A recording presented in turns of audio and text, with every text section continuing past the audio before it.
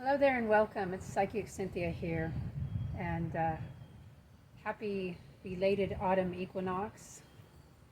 Actually, this is the season of the equinox. Once the equinox activates exact, which it did yesterday, I'm filming the day after the September equinox. And um, the equinox activates in a new energy that extends at least all the way to the solstice, and actually you might even say to the next equinox, but especially to the time of the winter solstice when the sun enters Capricorn. So now we're under the influence of Libra, and you can check out my other video about that. I really wanted to share with you some about the energies of this beyond just the astrology. Yes, this is the Libra time, and then from here we'll move into Scorpio.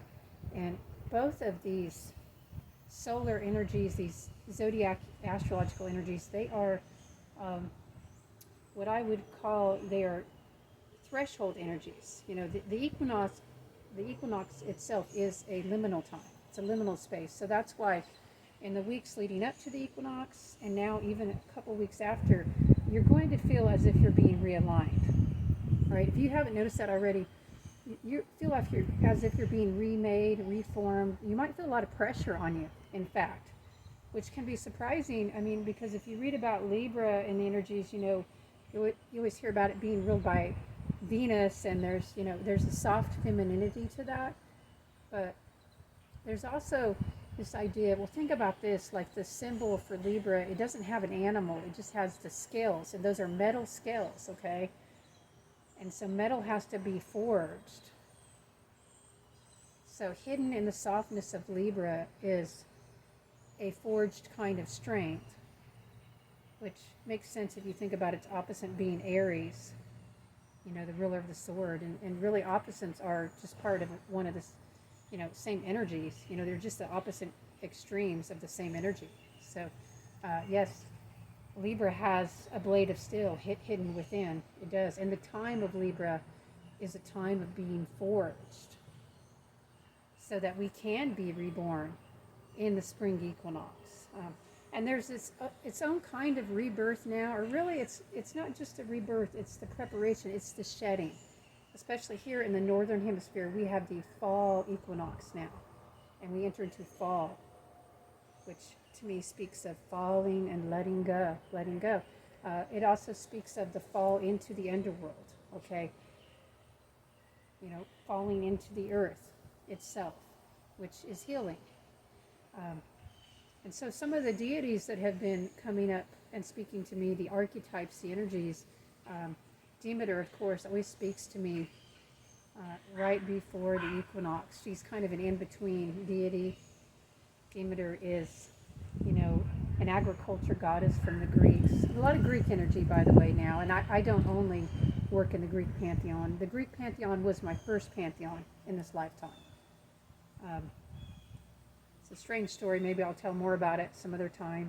But even before I had awakened consciously to my gifts, I mean, they were there. I just didn't understand. And I grew up in Kansas, so there's a lot of religious fundamentalism. And it's always around us. And so, back in the days when before I'd read all my spiritual books or met my teachers, just as a little girl. Anyway, I had these books somehow my mom would come into, and some encyclopedias and different things. And I was teaching myself as a very tiny girl how to read and write in Greek. And you have to understand, I didn't come from a highly educated family, and I'm not Greek in this lifetime, not to my knowledge. Anyway, well, that was past life carryover, and a lot of us have these past life carryovers. So the Greek god spoke to me very, very young, even while I was still steeped and surrounded with, Christian fundamentalism, which has its own kind of magic. I will say there's definitely power in that. It's not my chosen path in this life, but I guess it was part of my karma to grow up around it. Luckily, my family were not fundamentalists, but still the energy is around in just the region where I live. It's very strong. Any case, so Demeter is one of the deities that speaks to me at this time for us, for all of us who are tuning with equinox energies. And Demeter is, the harvest goddess. She is the one who is responsible for going around and planting all the grains and keeping the humans fed, which in turn in the Greek pantheon keeps the gods fed, because in the Greek understanding, the gods need the humans to adore them. Now, whether that's true or not, I don't know. That's another discussion for another time, but that's how the story goes. And then her daughter Persephone, she's really been speaking to me through the maiden archetype and the princess archetype. And I was sort of investigating that archetype of the maiden and the princess. That's another story, but I kind of got turned on to that idea, wanting to know more about the princess and the maiden archetype because of some spiritual work I did this summer with some clients and different things. And I sort of realized I don't really know much about the princess archetype. It's not one that I had felt a lot of resonance with, but I wanted to learn more about it. And at first I kind of just stumbled into a lot of negative stuff on it, really, and that's fine. But I wanted to go deeper and see a more larger picture of it. And then somewhere along the way, I encountered Persephone, and I thought, oh, I remember her. And Persephone, I think a lot of us know her as the goddess of spring. So she's the daughter of Demeter, and, she is a princess energy, whether we think of it a maiden. She is not per se the one who's supposed to plant things, but yet she makes them grow. She makes them grow with her vitality, with her presence. She is like all maidens, like all princesses. She is what brings the sparkle to the world, right? The green, the beauty. And she's not known for her great depth in the mythology, not in this form, until she is abducted. Now, there's different variations of the story, and I've heard if you go back earlier, she's not abducted, she falls in love with Pluto, and then her parents aren't happy about it. Which, I was a young woman once, I could believe that, right? Heck, there's people who aren't young that do crazy things for love. Or maybe just fall in love with somebody that their parents don't approve of. I think Persephone and Pluto are probably more likely a story of that. But however you want to look at it, if you believe she was abducted, or if you believe, as I do, that she went of her own free will and was in love with the bad boy Pluto. And so she went down to the underworld, and there she becomes the queen of the underworld. And that is the metaphor for this time that we're in. One of the metaphors that resonates the strongest in the archetypes. I do want to emphasize, though, that I don't believe that these beings are only archetypes psychologically in our mind. I personally don't believe they're only metaphors. I believe they produce metaphors for us. I have encountered these beings on the astral plane. I have talked with them. They've talked with me. That might sound crazy. Maybe it is. I don't know. There's something real. These are real beings, demigods, or whatever you want to call them. Just because we can't see them with our physical eyes or experience them, by touching them like this, usually, I might say, just because they're not typically experienced the same way as three-dimensional reality, does not mean that they don't exist, really. So I just want to throw that out there. But hey, if you're only comfortable interacting with them in the psychological sense or the mental sense of archetypes, that's fine. They are archetypes. I'm just saying I believe the archetypal blueprint comes from an actual being. So Persephone, she is, this princess, this maiden that brings sparkle, that brings energy, that brings life, You might even say brings your groove on, right? And we all probably could use some of that always, right? But then she becomes the queen of the underworld. And that's something very different. Very different. This time of year, we celebrate and honor and attune with Persephone as the queen of the underworld, which means she's a medium. Why is she a medium? Because she comes back up in the spring. She dies in her own way, not in the way that mortals do, but she enters the underworld. She enters the underworld, becomes queen and mother and comforter of the dead, communes with them, speaks with them, and then she's able to come back up in the spring to the living. And there's a whole story about that and how that came about. But she does do it, and she does it year after year. And what is that if not a medium? Do not mediums enter the land of the dead, of the underworld, commune with the dead, comfort the dead, help the dead sometimes, and come back to the land of the living? So, of course, this is really interesting to me, this Princess Persephone, who's not only the princess of the living, but the queen of the dead. I think there's something here for all of us who want to connect with the other side.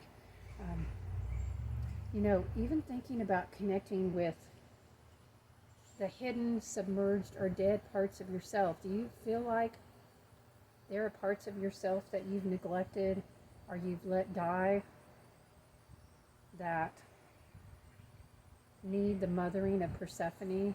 They need that life force so they may be brought back to life. So that's what I mean when I talk about this season of the equinox. It's the season of Persephone as queen of the underworld. It's her time to go to those places within you that need realignment, that need healing, that need re-acknowledgement, that need to have the light shed on them. Persephone is of the light, and yet she goes into the darkness. And we're not told whether she's afraid or not. I don't get the sense that she is, not anymore, if she ever was. Probably she was, though. I think she had to face a lot of fears to leave her family, to leave her mom, to leave her home, and to go into the underworld with her beloved, and to start a new life, to choose a new path that was not favored by her family, not favored by the gods. Okay? And then they told her, well, you have to leave here because your mom is too sad without you, and we can't have any crops. And then, she had eaten these pomegranate seeds, and so they said that's why she has to come back. They say that like it's a tragedy, but I believe she wants to come back to the underworld. I believe this is part of her mission and her purpose, and those parts of ourselves that are hidden in the underworld that we've let, be buried. I'm really talking about the gold, and by the way, Hades is supposed to command more of the gold, I think, than anyone else. So think about that. So much of our potential is hidden. It is buried. What is the one thing in your life that you know you need to do, and it feels right, but it also might be difficult, or it might be painful, or it might take some work, or be time consuming, or maybe it won't. Maybe it's going to be, usually it's much simpler than you think once you get started. What is that one thing that you know is right for you to do, you need to do, but you're not doing it? Go into the underworld, rescue that thing, do it with the help of the mother, with the help of Persephone, with the help of Demeter. And if you feel like you really need some extra strength, you can call upon Hecate. Hecate is the goddess who brings Persephone up from the underworld at the end. She is the one. And she's the one who brings her back to the underworld every year. So if you're in a time of transition, as I imagine you are, it's, the equinox time. It is a transitional time. It is a time of choice, of decision making. This is the crossroads now. You have to make a decision, because if you don't do that one thing that you know you need to do right now, another part of you is going to die. Another part of you is going to be withered away, just like the way the plants will soon wither here with the first frost. So you can choose to let another part of you die. You can choose to let another piece of your dreams die, another piece of hope. Or you can choose to rise up, to come back up again, just like Persephone does every year. So some things to think about in this season of realignment and rebirth in its own kind. Sometimes a rebirth takes a journey into the underworld. You literally have to go to hell and back sometimes to be reborn. I'm sure some of you can relate to that. Alrighty, well, things to ponder. Let it set in your heart, and Don't be afraid to call upon your spiritual guides, your ancestors, and yes, the goddesses themselves, if that speaks to you.